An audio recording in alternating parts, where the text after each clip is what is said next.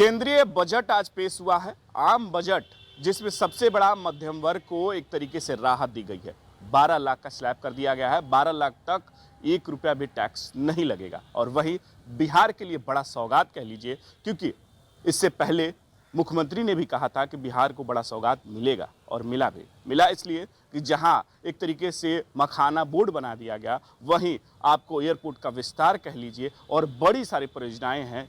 कोसी परियोजनाएं भी उसमें शामिल है और कई परियोजनाओं को भी दिया गया। खाद्य संस्करण की तरफ से दिया, आईआईटी को भी एक तरीके से बढ़ा दिया। हमारे साथ कुछ लोग हैं पटना के, उनसे बात करेंगे कि क्या फायदा हुआ, क्या नुकसान हुआ। क्या नाम हुआ पहले? विवेक कुमार नाम हुआ हमारा। अच्छा, बजट आज पेश हुआ, क्या लगा आम लोगों के लिए, कितना बजट फायदेमंद? देखिए, फ़ायदेमंद तो है, जैसा कि बिहार में चुनाव विधानसभा का होने वाला है और जो केंद्र की जो बजट आई है, जिसमें कि एलईडी, एलसीडी, इलेक्ट्रॉनिक्स आइटम पे भी काफ़ी सस्ता किया गया है, जूते पे सस्ते किए गए हैं। जैसे बिहार की बात करें तो मखाना उत्पादकों के लिए भी काफ़ी खुशखबरी है। मखाना किसान के लिए किसानों की बात करें तो किसान के लिए भी बजट अच्छा पेश किया गया है जी। टैक्स स्लैब में जो 12 लाख जो कर दिया गया है उस पर 0 हो गया है, तो अब उसके लिए मध्यम वर्ग के लिए भी फायदा है। बिल्कुल, जैसे कि मध्यम वर्ग हो गए, गरीबों के लिए बात करें तो मध्यम वर्ग के लोग जो है, ये पहले जो 7 लाख पे टैक्स, 7 लाख से ऊपर टैक्स करता था, अब उसे 7 लाख से बढ़ाकर 12 लाख कर दिया गया है। तो ये भी काफ़ी मध्यम वर्ग के लिए बहुत ही अच्छा है, खुशखबरी है बिहार के लिए, खास करके बिहार के लिए, क्योंकि देखिए एयरपोर्ट का भी बड़ा विस्तार किया गया है, आईआईटी को भी विस्तार किया गया है, खाद्य प्रसंस्करण विभाग को भी एक तरीके से इंस्टीट्यूट के अनाउंसमेंट, बहुत सारा परियोजनाओं के लिए दिया गया। परियोजनाओं को जो लेकर जो है ना, मतलब इस बार जो केंद्र सरकार ने जो बजट लाई है, बहुत ही बेस्ट है, बहुत ही अच्छा ये बजट है। तो हमारे साथ अब कुछ लोग और भी हैं, उनसे भी बात करेंगे। क्या कहना है बजट जो दिखा, जिसमें स्लैब मध्यम वर्ग को भी देख के बढ़ाया गया है, और क्या खास बिहार के लिए सबसे पहले बताइए। बिहार के लिए तो फूड प्रोसेसिंग यूनिट मिला है, मखाना बोर्ड बनाने की जो वित्त मंत्री ने ऐलान किया है। और बड़ी बात यह है कि हम स्टूडेंट हैं तो स्टूडेंट की ही बात करेंगे। स्टूडेंट एमएसएमई सेक्टर को बढ़ावा देने के लिए वित्त मंत्री ने जो बजट लेकर आई है, उसमें बात कही गई है कि रोजगार हर किसी को सरकारी नौकरी देना संभव नहीं है, इसलिए एमएसएमई को बढ़ावा देकर युवाओं को कैसे रोजगार दिया जाए। बिहार में इस साल विधानसभा का चुनाव भी है और रोजगार की बात लगातार दोनों गठबंधनों की तरफ से होती है। एनडीए एक सवाल ही करें कि क्या विधानसभा को देखते हुए बिहार में चुनाव, इसलिए बजट को लगता है बिहार में ज़्यादा मिला है? राजनीति है, हर कोई अपना राजनीति साधना चाहती है। अगर भारतीय जनता पार्टी बजट लेकर आई भी है तो भी कुछ राजनीतिक मकसद से ही बजट लेकर आई है। ऐसा नहीं कहा जा सकता है कि कोई राजनीति नहीं है, सिर्फ बिहार के विकास के लिए बात हो रही है। राजनीतिक दल है तो राजनीति साध कर ही अपना काम करती है। अगर कह लीजिए बिहार के विकास के लिए, जैसे अब आईआईटी का कह लीजिए विस्तार होगा, स्टूडेंट को अच्छा होगा, आपका जो एयरपोर्ट है उसका भी विस्तार हो रहा है, खाद्य प्रसंस्करण विभाग में उसको भी मिला हुआ है, उसके बाद आपको कोसी के लिए भी मिला हुआ है, तो क्या लगता है बिहार में विकास का और ज़्यादा पैमाना बढ़ेगा? बिहार में बिल्कुल, जितने ज़्यादा सौगात बिहार को मिलेंगे उतने ज़्यादा बिहार के विकास में वो सारे कारगर साबित होंगे। और बिहार को इसलिए भी मिल रहे हैं कि आप देख सकते हैं कि जो लोकसभा का परिणाम आया है, बिहार से ही नीतीश कुमार की चर्चा ज़्यादा हो रही है। नीतीश कुमार के सांसद तो 12 ही हैं, लेकिन नीतीश कुमार के जो सांसद हैं नरेंद्र मोदी के सरकार बनाने में कारगर साबित हुए हैं। इसलिए विशेषकर बिहार को नरेंद्र मोदी का ध्यान है, विधानसभा का चुनाव है, सभी चीज़ों को मिलाकर, और बिहार को दरकरार भी थी इन सारी सौगात को जो नरेंद्र मोदी पूरा किए हैं। अच्छा, हमारे साथ और भी कुछ लोग हैं। क्या लगता है कि जैसे अगर आईआईटी का विस्तार हुआ या एयरपोर्ट का विस्तार हो रहा है, या जैसे मखाना बोर्ड का हुआ, तो मखाना बोर्ड से तो किसानों को भी फायदा होगा, उद्योग के लिए भी एक सकते बढ़ावा होगा, तो क्या लगता है किससे कितने बड़े? देखिए, निश्चित तौर पर उससे काटा नहीं जा सकता। जो बजट आया वो बिहार के लिए फायदेमंद है, मगर दो चीज़ें हैं। इसी साल बिहार में विधानसभा का चुनाव भी होना, और जिस तरह से एनडीए का यहाँ पर पहले 39 सीट था, इस बार के 2024 के लोकसभा चुनाव में 30 सीटें पर सिमट कर रह गई।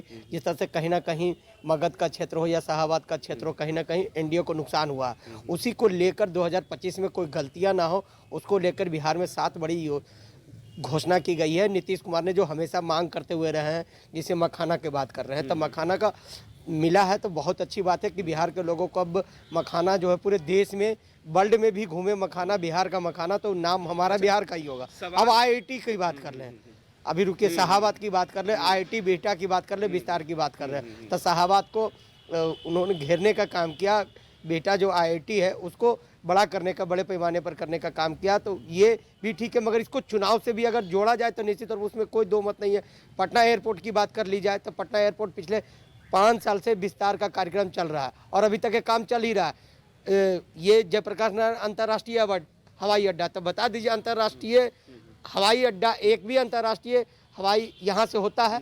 एक भी? आप बता दीजिए, आप भी गए। सवाल राजनीतिक तौर पर आप करने लगे, आम आदमी की तरफ से एक बताइए कैसा लगा, क्योंकि आप भी तो आम आदमी हैं, आपके लिए बजट में घरेलू क्या है लगा आपको कितना? ये एक बात बताइए, हम मध्यम वर्ग से आते हैं, 12 लाख रुपए मेरी आमदनी नहीं है, 7 लाख भी नहीं थी। मध्यम वर्ग को कहाँ से फायदा होगा? वो लोग कह रहे हैं कि फायदा होगा, कहाँ से फायदा होगा? 12 लाख रुपया सैलरी, नौकरी कमाने वाला को 1 लाख रुपया पेमेंट है तो साल में 12 लाख रुपया बड़े लोगों को फायदा हुआ ना। जिसको नौकरी है, 1 लाख रुपया सैलरी, उसको फायदा। हमें कहाँ फायदा है?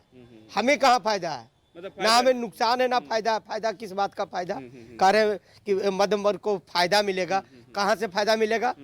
7 लाख था पहले, मतलब फायदा नहीं हुआ इसमें। कहाँ से बिहार को फायदा भी, होगा? बिहार से कहा जा रहा है कि बिहार को बड़ा सौगात मिला है। किस बात का सौगात? सौगात तो बिहार का हक है ना मांगने का, मांगा। बिहार में भी एनडीए की सरकार है, दोनों की सरकार है, जदयू और बीजेपी की सरकार है, तो निश्चित तौर पर मिलना चाहिए। राजनीतिक तौर पर केंद्र में भी मंत्री हैं बिहार के केंद्र में भी मंत्री है, जदयू के कई मंत्री वरिष्ठ, यहाँ के पूर्व उप मुख्यमंत्री भी वहाँ मंत्री हैं केंद्र में। जितना मांझी है, ललन सिंह को ले लीजिए, बहुत सारे मंत्री है, गिरिराज सिंह मंत्री है जो बिहार सरकार में भी मंत्री रहे। आप बताइए कि आम आदमी क्या लगा? आम आदमी को कुछ नहीं मिला है, सिर्फ ये चुनावी घोषणा है जो 2025 में बिहार में विधानसभा का चुनाव, उसको साधने की कोशिश है। हमारे साथ कुछ लोग और भी है, क्या लगा कि अब जो बजट पेश हुआ, कहा जा रहा है कि बिहार को सौगात मिला, खाद्य प्रसंस्करण विभाग के इंस्टीट्यूट के बारे में कहा जा रहा है, फिर से आपको मखाना बोर्ड के बारे में कहा जा रहा है, आपको कहा जा रहा है कि IT का विस्तार हो रहा है, आपको एयरपोर्ट का विस्तार हो रहा है, तो क्या इसमें बिहार को और पूरे परिप्रेक्ष्य में मध्यम वर्ग को जो 12 लाख का स्लैब कर दिया, उसमें कुछ भी खास है? ऐसा लगा कि मध्यम वर्ग के लिए घरेलू जैसे उत्पाद, कहा जा रहा है कि महंगाई बहुत चरम सीमा पर है, विपक्ष कई बार आरोप लगा चुके, तो क्या लगा आपको? आम आदमी है तो क्या आपको फील हो? देखिए, ये बजट कोई खास बजट नहीं है, साफ तौर से इससे दिखा जा सकता है। 12 लाख की जो छूट दी गई है उसमें भी बहुत बड़ी पेच है, वो साफ हो जाएगा कल, क्योंकि उसमें भी बहुत सारे ऑप्शन लगा दिए गए हैं कि 12 लाख का जो छूट दिया गया है उसमें भी बहुत सारे ऑप्शन लगाए गए हैं। इस चीज़ कल स्पष्ट होगा। लेकिन जो मखाना का जो बढ़ावा मिलेगा, मखाना पहले से बढ़ावा है, मखाना विदेशों में भी जा रहा है, लेकिन उसका बोर्ड गठन होगा, उससे आम लोगों को क्या फ़ायदा होगा? बोर्ड गठन हो जाएगा, लेकिन जो आम लोगों की रोज़मर्रा की चीज़ें हैं, ख़ास तौर पर खाने पीने की जो चीज़ें हैं, जो हम लोग पेट्रोल है, डीजल है, गैस है, चीनी है, तेल है, साबुन है, जो हम लोग रोज़ यूज़ करते हैं, उसमें इतना टैक्स 18% हम लोग देते हैं GST, तो उस टैक्स को कम नहीं करेंगे, GST कम नहीं करेंगे, तो आम लोगों को क्या फायदा? घरेलू उत्पाद जो घर में यूज़ होते हैं, गैस सिलेंडर, पेट्रोल, ये तमाम चीज़ें यूज़ होती हैं और इससे घर चलता है, लेकिन उसमें अगर कटौती नहीं होगी, उसमें अगर कटौती नहीं की गई है, तो कहीं ना कहीं ये बजट जो है ये चुनावी बनकर रह गया। लोग भी कह रहे हैं कि देखिए, अगर आपको कम करना है तो बहुत सारी चीज़ों में कम की गई, क्योंकि जो विद्यार्थी हैं तो उनको ऑनलाइन पढ़ने में वहाँ भी टैक्स लगता है, फिर उसके बाद उनको हर एक चीज़ में टैक्स लेता है, उनको ऋण देना हो, अगर ऋण लेना हो बैंक से, उसमें भी टैक्स लगता है।